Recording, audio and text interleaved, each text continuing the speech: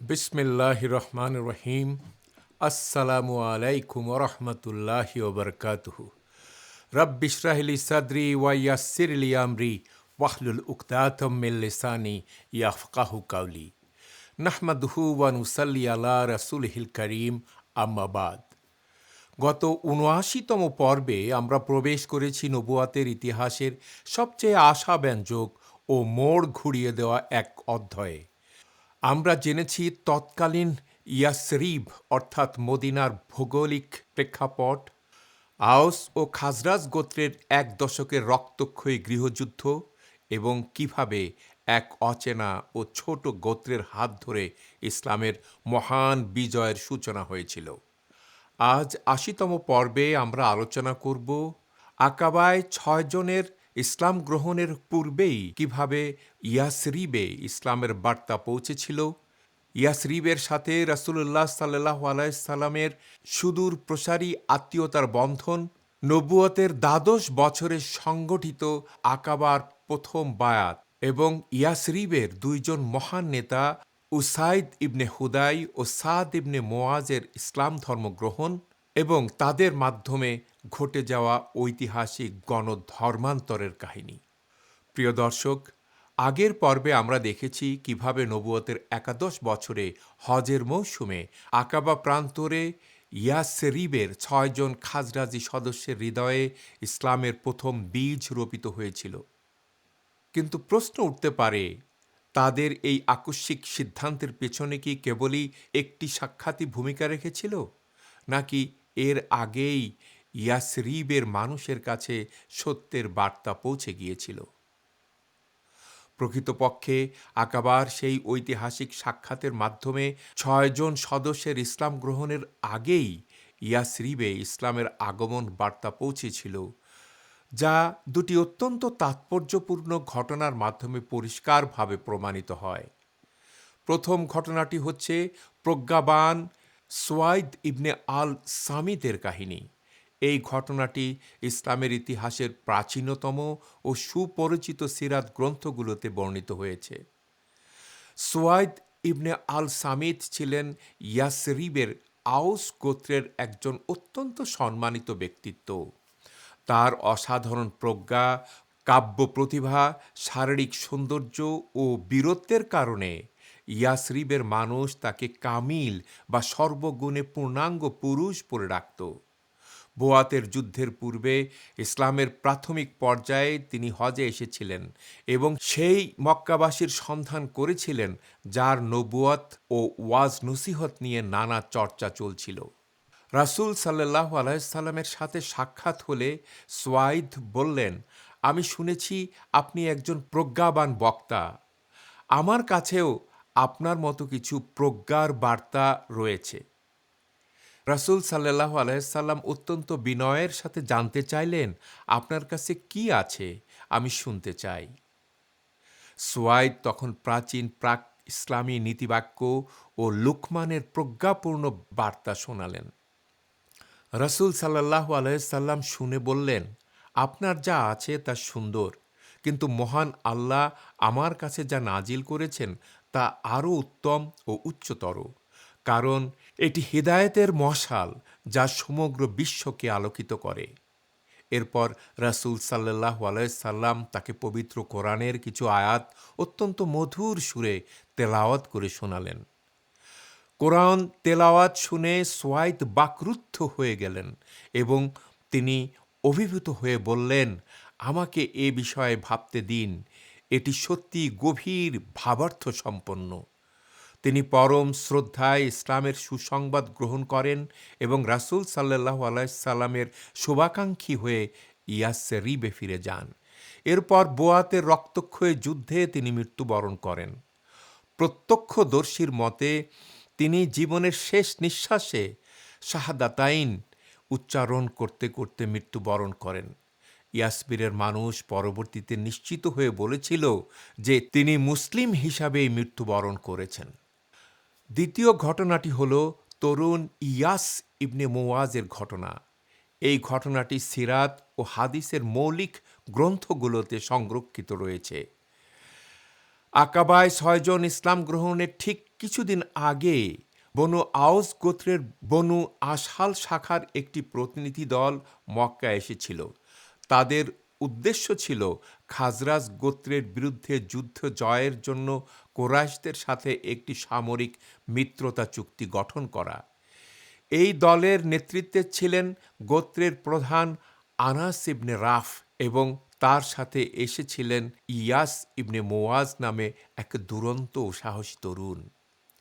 রাসূল সাল্লাল্লাহু আলাইহি সাল্লাম যখন জানতে পারলেন যে ইয়াসবীর থেকে একটি দল এসেছে, তিনি তখনই তাদের সাথে গিয়ে সাক্ষাৎ করলেন এবং বললেন, আপনারা যে রাজনৈতিক উদ্দেশ্যে এসেছেন তার চেয়ে উত্তম ও কল্যাণকর একটি বার্তা কি আপনারা আমার কাছ থেকে শুনবেন? তারা বলল, কি সেই বার্তা? রাসূলুল্লাহ সাল্লাল্লাহু আলাইহি সাল্লাম তাদের সামনে তাওহীদের দাওয়াত তুলে ধরলেন এবং পবিত্র কোরআন তেলাওয়াত করে শোনালেন। কোরআনের ঐশ্বরিক সুর শুনে তরুণ ইয়াস ইবনে মোয়াজ শিহরিত হয়ে উঠলেন। তিনি গোত্রপ্রধানকে লক্ষ্য করে বলে উঠলেন, আল্লাহর কসম, হে আমার কওম, আমরা যে উদ্দেশ্যে মক্কা এসেছিলাম তার চেয়ে কোটি গুণ উত্তম আলো ও হেদায়েত আমরা এই মানবের কাছ থেকে পেয়ে গেছি। এটি নরহত্যা, ধ্বংস, প্রতারণা নির্মূল করে সার্বিক সমৃদ্ধির নিশ্চয়তা দেয়। কিন্তু গোত্রপ্রধান আনাস বিন রাফ চরম ক্ষুব্ধ হয়ে 2 হাতে বালি তুলে তরুণের মুখে ছিটিয়ে দিয়ে বলল, চুপ করো, আমরা এখানে রাজনৈতিক ও সামরিক সাহায্য চাইতে এসেছি, ধর্ম পরিবর্তন করতে নয়। রাসূল সাল্লাল্লাহু আলাইহি সাল্লাম তখন সেখান থেকে প্রস্থান করেন। তরুণ ইয়াস তখন বাধ্য হয়ে নীরব থাকলেও ইসলামের সেই ঐশ্বরিক আলো তার হৃদয়ে চিরতরে গেঁথে যায়। ইয়াসরিবে ফিরে যাওয়ার অল্প কিছুদিনের মধ্যেই বুয়াতের যুদ্ধ সংগঠিত হয় এবং তরুণ ইয়াস সেই যুদ্ধে নিহত হন। তবে মৃত্যুর শেষ মুহূর্ত পর্যন্ত তিনি তার ঈমানের উপর অবিচল ছিলেন এবং তার মুখে মহান আল্লাহ তাআলার তাসবিহ ও তাহমিদের জিকির শোনা যাচ্ছিল। প্রিয় দর্শক, যদিও সেই সময় বিভিন্ন গোত্রের কাছে রাজনৈতিক স্বার্থ বা পার্থিব হিসাব নিকাশ বড় মনে হয়েছিল, তবুও সোয়াইদ ইবনে আল সামিত ও ইয়াস ইবনে মোয়াজের মতো প্রজ্ঞাবান ও তরুণ হৃদয়ে ইসলামের সুসংবাদ আগেই গভীরভাবে প্রথিত হয়ে গিয়েছিল। এই প্রাথমিক পরিচয়গুলোই পরবর্তীতে হিজরতের মজবুত ভিত্তি স্থাপন করে এবং মদিনার মাটিতে ইসলামের চিরন্তন বিজয়ের পথকে সুগম করেছিল। মদিনাবাসীদের অন্তরে দাওয়াতের সত্যতা দ্রুত প্রভাব ফেলার পিছনে একটি অলক্ষ্য ঐতিহাসিক কারণও বিদ্যমান ছিল।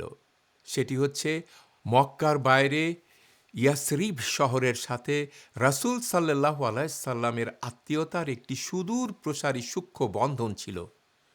ইতিহাস থেকে আমরা জানতে পারি, রাসূল আল্লাহ সাল্লাল্লাহু আলাইহি সাল্লামের প্রপিতামহ হাশিম ইবনে আব্দে মানাফের স্ত্রী এবং রাসূল সাল্লাল্লাহু আলাইহি সাল্লামের দাদা আব্দুল মুত্তালিবের মা সালমা বিনতে আমর ছিলেন ইয়াসরিবের সম্ভ্রান্ত বনু নাজ্জার গোত্রের কন্যা।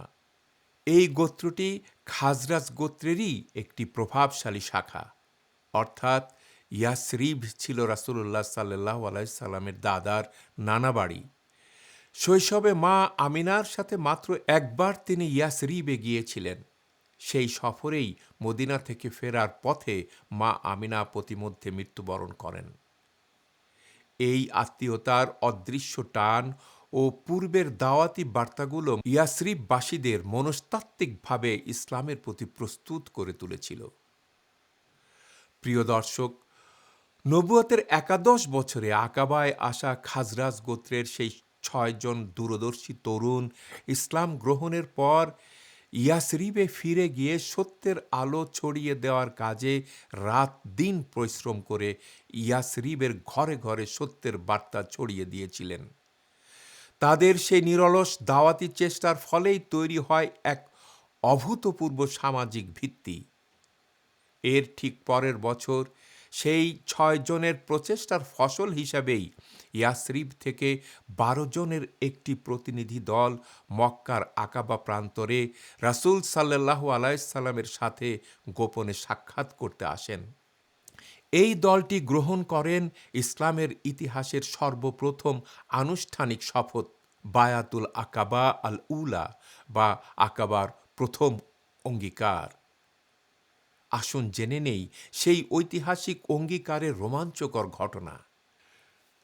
হিজরতের ঠিক ২ বছর আগে নবুয়তের ১২ বছরে হজের মৌসুমে ইয়াসরিবের ১২ জনের একটি ঐতিহাসিক দল রাসূল সাল্লাল্লাহু আলাইহি সাল্লামের সাথে দেখা করতে আকাবার প্রান্তরে উপস্থিত হন। এর আগের বছর আকাবায় ইসলাম গ্রহণকারী সেই প্রথম ৬ জন তরুণের মধ্যে ৫ জনই এই দলে পুনরায় এসেছিলেন। আর তাদেরই দাওয়াতি প্রচেষ্টায় যুক্ত হয়েছিলেন নতুন আরও ৭ জন সদস্য। তৎকালীন সময়ে ইসলাম গ্রহণের উদ্দেশ্যে মক্কার বাইরে থেকে আসা এটিই ছিল সবচেয়ে বড় প্রতিনিধি দল। এই ১২ জন সাহাবীর মধ্যে ১০ জন ছিলেন বনু খাজরাজ গোত্রের এবং ২ জন ছিলেন বনু আউস গোত্রের। কিছু কিছু বর্ণনা মতে ৯ জন ছিলেন খাজরাজি ও ৩ জন ছিলেন আউস গোত্রের। এখানে লক্ষণীয় যে প্রথমবারের মতো চিরশত্রু আউস ও খাজরাজ গোত্র নিজেদের দীর্ঘদিনের বংশীয় শত্রুতা ও গৃহযুদ্ধ ভুলে এক ঐশ্বরিক বন্ধনে আবদ্ধ হতে শুরু করে। আগের বছরের সাক্ষাৎটি কেবল হৃদয় উন্মোচনের সূচনা হলেও এই ১২ বছরেই তারা রাসূল সাল্লাল্লাহু আলাইহি সাল্লামের হাতে হাত রেখে সর্বপ্রথম আনুষ্ঠানিক বায়াত বা আনুগত্যের শপথ গ্রহণ করেন। হযরত উবাদা ইবনে আল সামিত রাদিয়াল্লাহু আনহু থেকে বর্ণিত, তারা রাসূলুল্লাহ সাল্লাল্লাহু আলাইহি সাল্লামের হাত মোবারক স্পর্শ করে শপথ করেছিলেন যে একমাত্র মহান আল্লাহর ইবাদত করবেন এবং তার সাথে কাউকে শরিক করবেন না, চুরি করবেন না, ব্যভিচার বা অনৈতিক কাজে লিপ্ত হবেন না, আপন সন্তানদের হত্যা করবেন না, কারো উপর মিথ্যা অপবাদ বা অন্যায় অভিযোগ চাপাবেন না, যে কোনো সৎ ও ন্যায়সঙ্গত কাজে রাসূল সাল্লাল্লাহু আলাইহি সাল্লামের অনুগত থাকবেন। শপথ গ্রহণের পর রাসূল সাল্লাল্লাহু আলাইহি সাল্লাম তাদের সুসংবাদ দিয়ে বললেন, যে ব্যক্তি এই শপথ পূর্ণ করবে তার পরম পুরস্কার আল্লাহর কাছে সংরক্ষিত রয়েছে। আর যদি কেউ এর থেকে কমতি করে ফেলে কিন্তু তওবা করে তবে আল্লাহ তাকে ক্ষমা করবেন। বায়াতুল আকাবা আল উলা বা আকাবার প্রথম অঙ্গীকার ইতিহাসে বায়াত আল নিসা বা নারীদের অঙ্গীকার নামেও পরিচিত। কেন একে বায়াত আল নিসা বা নারীদের অঙ্গীকার বলা হয়? এই ঐতিহাসিক শপথের অন্যতম প্রধান প্রত্যক্ষদর্শী হযরত উবাদা ইবনে আল সামিত রাদিয়াল্লাহু আনহু সহিহ বুখারীতে ১৮ নম্বর হাদিসে বর্ণনা করেন, আমি তাদের মধ্যে ছিলাম যারা আকাবার প্রথম অঙ্গীকারে অংশগ্রহণ করেছিলেন। এটি বায়াতুন নেসা বা নারীদের বায়াত হিসাবেও পরিচিত, যদিও সেদিনের অংশগ্রহণকারীদের সকলেই ছিলেন পুরুষ। একে নারীদের অঙ্গীকার বলার মূল কারণ হল এই বায়াতে কোনো রাজনৈতিক সামরিক চুক্তি, যুদ্ধের অঙ্গীকার কিংবা অস্ত্র ধারণের বাধ্যবাধকতা ছিল না।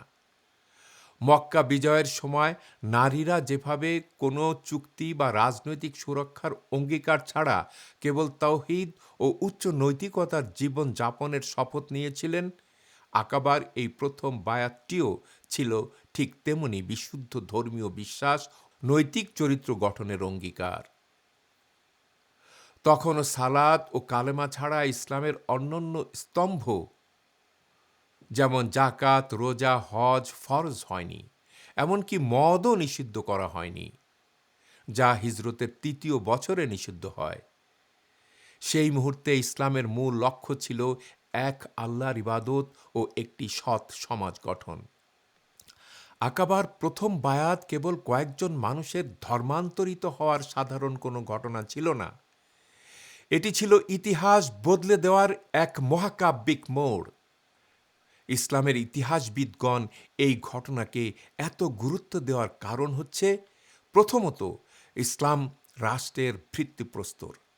এটি কেবল ব্যক্তিগত বিশ্বাস বা আকিদার পরিবর্তন ছিল না, বরং এর মাধ্যমে মদিনায় প্রথম ইসলামী সমাজ ও রাষ্ট্র প্রতিষ্ঠার এক আনুষ্ঠানিক ও প্রশাসনিক সূচনা হয়েছিল। দ্বিতীয়ত, ঐতিহাসিক গোত্রীয় সামাজিক ঐক্য। শত বছরের রক্তক্ষয়ী শত্রুতা ও বুয়াতের যুদ্ধের ক্ষত ভুলে ইয়াসরিবের প্রধান দুই প্রতিদ্বন্দ্বী গোত্র আওস ও খাজরাজ ইতিহাসে প্রথমবারের মতো এক পতাকা তলে একত্রিত হয়েছিল। তৃতীয়ত, দাওয়াতের প্রাতিষ্ঠানিক রূপায়ণ। এই বায়াতের ফলেই মদিনায় প্রথম ইসলামিক দায় ও রাসূল সাল্লাল্লাহু আলাইহি সাল্লামের বিশেষ প্রতিনিধি হিসাবে হযরত মুসআব ইবনে উমাইর রাদিয়াল্লাহু আনহুকে প্রেরণ করা সম্ভব হয়, যিনি মদিনার ঘরে ঘরে ইসলামের সুমহান বার্তা পৌঁছে দিয়েছিলেন। চতুর্থত, একটি সুসংগঠিত নৈতিক সমাজ গঠন। চুরি, ব্যভিচার, সন্তান হত্যা ও অন্যায় অপবাদের মতো জাহেলিয়াতের অন্ধকার দূর করে তাওহীদ ও উচ্চ মানবিক মূল্যবোধের এক নূতন সমাজ কাঠামোর সূচনা হয় এই বায়াতের শপথের মাধ্যমে। পঞ্চমত, হিজরতের পথ সুগমকরণ। এই বায়াতের সাফল্যই পরবর্তীতে আকাবার দ্বিতীয় বায়াতের ক্ষেত্র তৈরি করে এবং রাসূলুল্লাহ সাল্লাল্লাহু আলাইহি সাল্লাম সহ মক্কার নির্যাতিত সাহাবীদের জন্য মদিনায় এক নিরাপদ আশ্রয়ের দুয়ার খুলে দেয়।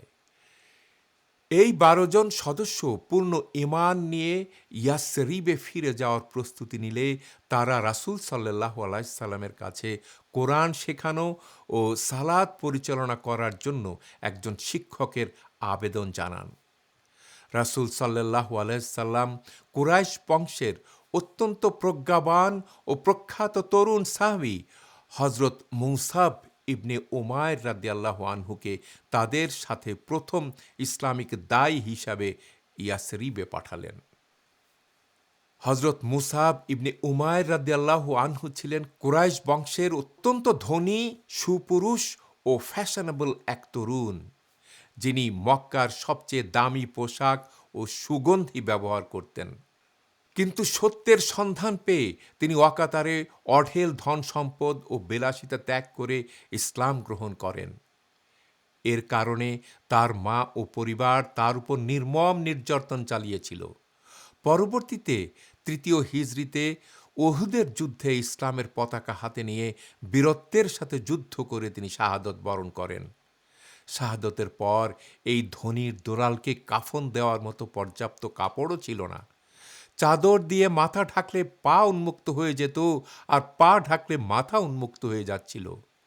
শেষে রাসূল সাল্লাল্লাহু আলাইহি সাল্লাম নির্দেশ দেন চাদরটি দিয়ে মাথা ঢেকে দিতে এবং পা এক ধরনের সুগন্ধি ঘাস ইজখির দিয়ে ঢেকে দিতে। ইয়াসরিবে পৌঁছে হযরত মুসাব রাদিয়াল্লাহু আনহু বিশিষ্ট সাহাবী আসাদ ইবনে জুরারাহ রাদিয়াল্লাহু আনহুর বাসভবনে আতিথেয়তা গ্রহণ করেন এবং অত্যন্ত নিষ্ঠার সাথে দাওয়াতি কাজ শুরু করেন। প্রিয় দর্শক, হযরত মুসাব ইবনে উমাইরের প্রজ্ঞাপূর্ণ দাওয়াতের ফলে মদিনার পরিবেশ দ্রুত বদলাতে শুরু করে। ঐতিহাসিক সূত্রে বর্ণিত আছে, মুসাব রাদিয়াল্লাহু আনহু ইয়াসরিবে পৌঁছানোর মাত্র কয়েক সপ্তাহের মধ্যেই সেখানে 40 জন ব্যক্তি ইসলামে দীক্ষিত হয়েছিলেন। খুব দ্রুত এমন একটি সময় এসেছিল যখন আওস ও খাজরাজের প্রায় প্রতিটি উপগোত্রেই কোনো না কোনো পরিবার সত্যের আলোয় আলোকিত হয়ে উঠেছিল। কিন্তু সাধারণ মানুষের এই পরিবর্তনের মাঝেও মদিনার সার্বিক নেতৃত্বের সমর্থন তখনও বাকি ছিল। বিশেষ করে বোয়াতের রক্তক্ষয়ী যুদ্ধের পর তৈরি হওয়া নেতৃত্ব শূন্যতায় যে দুইজন শক্তিশালী ও তরুণ নেতা আউস গোত্রের হাল ধরেছিলেন, তারা এই নূতন ধর্মের প্রসারে অত্যন্ত ক্ষুব্ধ হয়ে ওঠেন।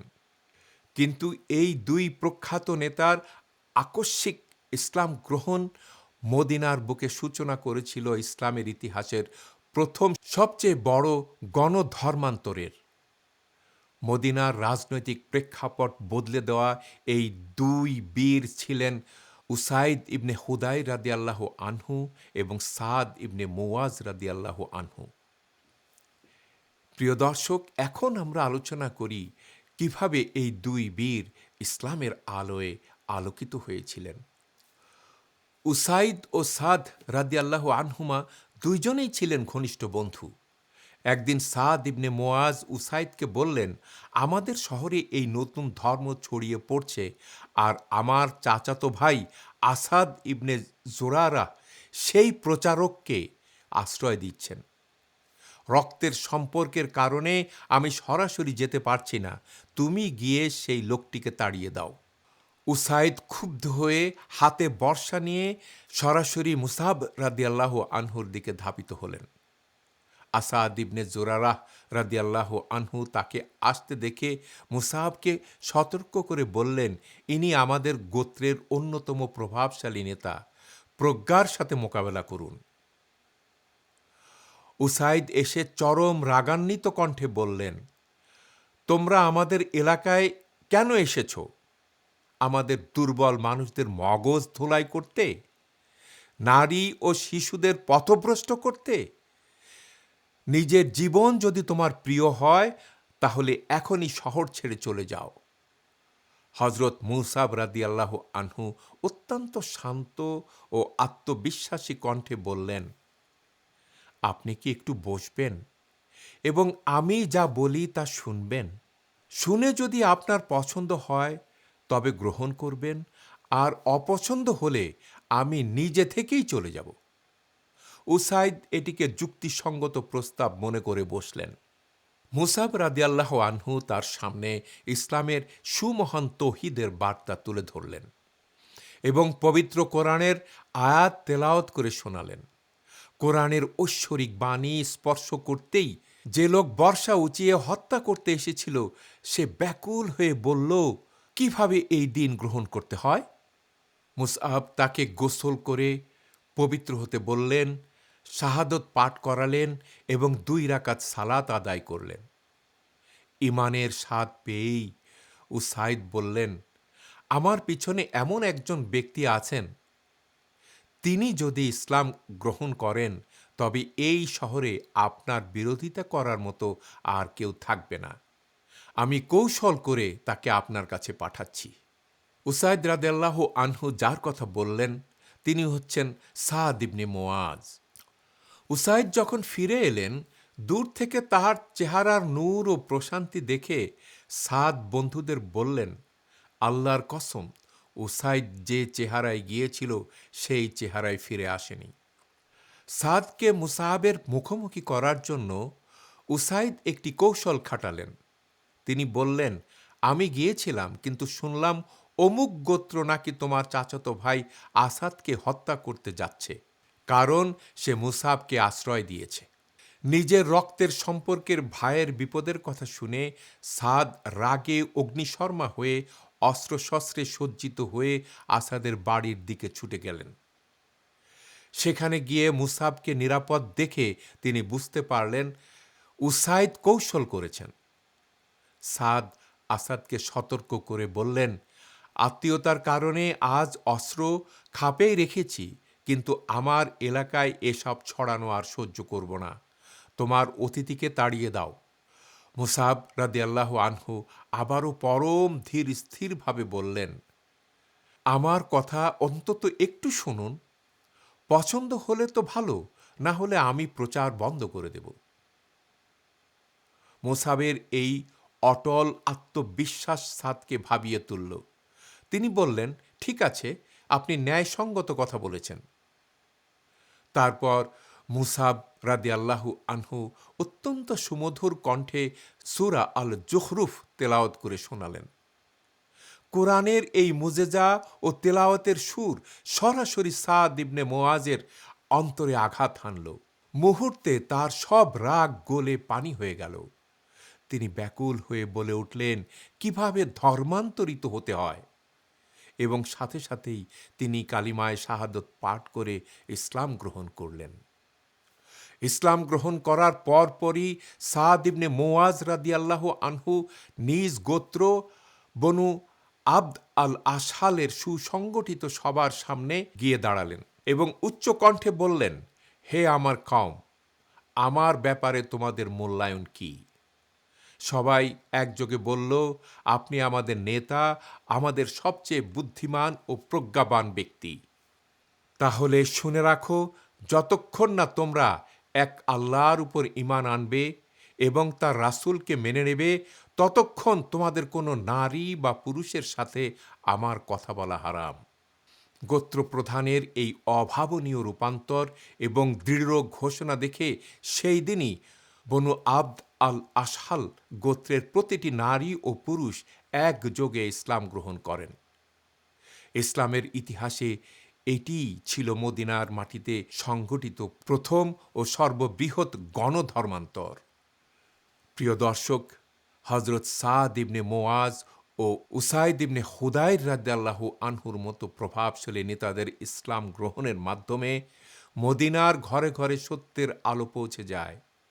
ইসলাম কেবল ব্যক্তিকেন্দ্রিক বিশ্বাসে সীমাবদ্ধ না থেকে একটি পূর্ণাঙ্গ সমাজ ব্যবস্থায় রূপ নিতে শুরু করে।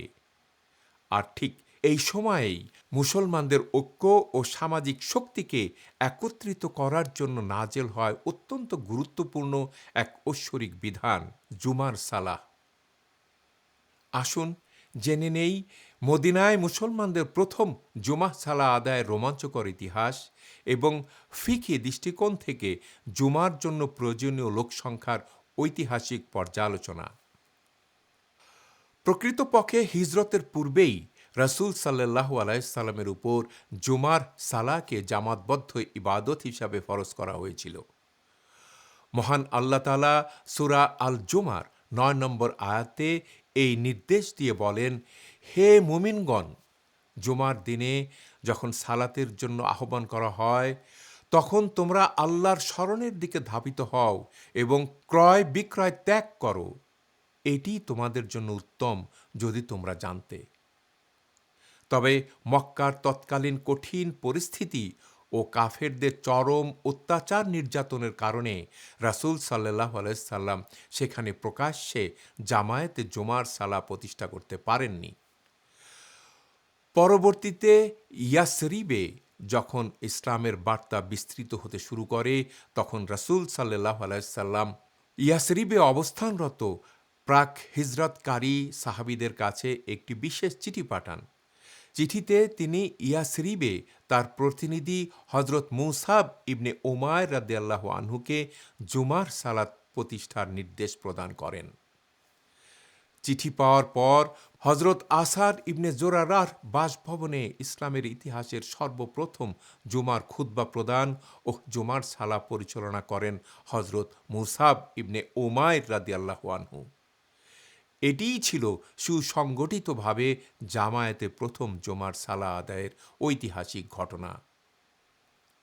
জুমার সালাহ আদায়ের জন্য সর্বনিম্ন কতজন মুসল্লি প্রয়োজন, এ বিষয়ে ফিকহ শাস্ত্রবিদ ও আলেমদের মধ্যে কয়েকটি একাডেমিক দৃষ্টিভঙ্গি রয়েছে। রাসূলুল্লাহ সাল্লাল্লাহু আলাইহি সাল্লামের জুমার নির্দেশ সম্বলিত চিঠিটি যখন মদিনায় পৌঁছায়, তখন সেখানে ধর্মান্তরিত মুসলমানদের মোট সংখ্যা ছিল ঠিক ৪০ জন। এই বর্ণনার উপর ভিত্তি করে হাম্বলি মাযহাবের মতে জুমার সালাহ কায়েমের জন্য কমপক্ষে ৪০ জন প্রাপ্তবয়স্ক পুরুষ থাকা আবশ্যক। তবে আধুনিক বহু সিরাত গবেষক ও আলেমের মতে এই যুক্তির একাডেমিক ভিত্তি তুলনামূলকভাবে দুর্বল। কারণ প্রথমত, জুমার সালাহ সমগ্র মুসলিম উম্মার জন্য ফরজ করা হয়েছিল, কেবল ইয়াসরিবের ৪০ জনের জন্য নির্দিষ্ট ছিল না। দ্বিতীয়ত, রাসূল সাল্লাল্লাহু আলাইহি সাল্লাম যখন মক্কা থেকে চিঠিটি পাঠান, তখন ঠিক সেই মুহূর্তে ইয়াসরিবে কতজন মুসলিম ছিলেন তা তার জানার কথা ছিল না। তৃতীয়ত, চিঠি পৌঁছানোর দিনে সংখ্যা ৪০ জন হওয়াটি নিতান্তই একটি ঐতিহাসিক কাকতালীয় ঘটনা হতে পারে। অধিকাংশ আলেমের মতে এবং অধিকাংশ অন্যান্য মাযহাবের মতে জুমার জন্য শরিয়াতে কোনো নির্দিষ্ট সংখ্যা বেঁধে দেওয়া হয়নি, বরং সামাজিকভাবে একটি বৃহৎ জামায়াত বা উল্লেখযোগ্য উপস্থিতি থাকাই যথেষ্ট। জুমার জামায়াত আদায় করার জন্য ন্যূনতম কতজন মানুষ উপস্থিত থাকা দরকার? এই প্রশ্নের জবাবে ফিক ও ইসলামী বিশেষজ্ঞদের মধ্যে প্রধান দুটি মতামত ও হাদিসের শক্তিশালী ভিত্তি দেখা যায়। প্রথম মতটি হচ্ছে ইমাম সহ ন্যূনতম ৩ জন হতে হবে। হানাফি মাযহাবের অধিকাংশ ফিকিদের মতে জুমার সালা কায়েমের জন্য অন্তত ৩ জন ব্যক্তি থাকা প্রয়োজন, যাদের একজন হবেন ইমাম এবং বাকি ২ জন মুক্তাদি। এই মতের প্রধান ফিকি দলিল হল সূরা আল জুমায়ের ৯ নম্বর আয়াত, যেখানে আল্লাহ তাআলা বলেন, হে আমার মুমিনগণ, যখন জুমার দিনে সালাতের জন্য আহ্বান করা হয় তখন তোমরা আল্লাহর স্মরণের দিকে ধাবিত হও আর বেচাকেনা বর্জন করো, এটাই তোমাদের জন্য সর্বোত্তম, যদি তোমরা জানতে। এই আয়াতে ব্যবহৃত আরবি ফাসাও শব্দগুচ্ছ আরবি ব্যাকরণে বহুবচন, যা নির্দেশ করতে কমপক্ষে ৩ জনের উপস্থিতি প্রয়োজন। বিখ্যাত ফিকি গ্রন্থ আল দুররুল মুখতার ও আল হেদায়া গ্রন্থে এই মতের বিস্তারিত আলোচনা এসেছে। দ্বিতীয় শক্তিশালী ফিকিহ মত অনুযায়ী ইমাম সহ অন্তত ২ জন ব্যক্তি উপস্থিত থাকলেই জামায়াতে জুমার সালা কায়েম করা ওয়াজিব হয়ে যায়। এই মতের সমর্থনে সহিহ বুখারীর ৬৬০ নম্বর হাদিস উল্লেখ করা হয়, যেখানে রাসূল সাল্লাল্লাহু আলাইহি সাল্লাম ইরশাদ করেছেন, ২ জন বা তার অধিক ব্যক্তি মিলেই জামায়াত গঠিত হয়। এছাড়া আবু দাউদের ৫৪৭ নম্বর হাদিসে বর্ণিত হয়েছে, রাসূল সাল্লাল্লাহু আলাইহি সাল্লাম মালিক ইবনুল হুয়াইরিস রাদিয়াল্লাহু আনহু ও তার সাথীকে উদ্দেশ্য করে বলেছিলেন, তোমাদের ২ জন থাকলে একজন আজান একামত দেবে এবং অপরজন ইমামতি করবে। আল্লামাহ ইবনুল কাইয়ুম রহমতুল্লাহ আলাইহি তার জাদুল মাআদ এবং ইমাম শাওকানি রহমতুল্লাহ আলাইহি তার নাইলুল আওতার গ্রন্থে এই মতামতটি প্রাধান্য দিয়েছেন। আজ এই পর্যন্তই। ওয়া আখিরু দাওয়ানা আনিল হামদুলিল্লাহি রাব্বিল আলামিন। পরবর্তী ৮১তম পর্বে আমরা আলোচনা করব ইসলামের ইতিহাসের অন্যতম শ্রেষ্ঠ ও যুগান্তকারী ঘটনা বাইতুল আকাবা আল থানিয়া বা আকাবার দ্বিতীয় অঙ্গীকারের পটভূমি এবং কিভাবে মাত্র ১ বছরের ব্যবধানে ইয়াসরিবে ঘটল এক অভূতপূর্ব ঈমানি বিপ্লব। এখন আমি বিনয়ের সাথে আপনাকে এই সিরাতের সাথে সংযুক্ত হওয়ার জন্য অনুরোধ করছি। এই বরকতময় উদ্যোগে আমাদের সাথে যোগ দিন। আপনিও এই সিরাত সিরিজটি অন্যদের সাথে শেয়ার করার মাধ্যমে একটি সাদাকায়ে জারিয়ার উৎস তৈরি করতে পারেন। প্লিজ আমাদের চ্যানেলটি সাবস্ক্রাইব করুন, নোটিফিকেশন বেলটি চেপে রাখুন যাতে কোনো পর্ব মিস না হয়, আর এই ভিডিওটি আপনার প্রিয়জনদের মাঝে ছড়িয়ে দিন। আল্লাহ আমাদের সকলকে রাসূল সাল্লাল্লাহু আলাইহি সাল্লামের সিরা থেকে আলো নিয়ে পথ চলার তৌফিক দিন। আমিন। জাযাকুমুল্লাহু খায়রান। আসসালামু আলাইকুম ওয়া রাহমাতুল্লাহি ওয়া বারাকাতুহু।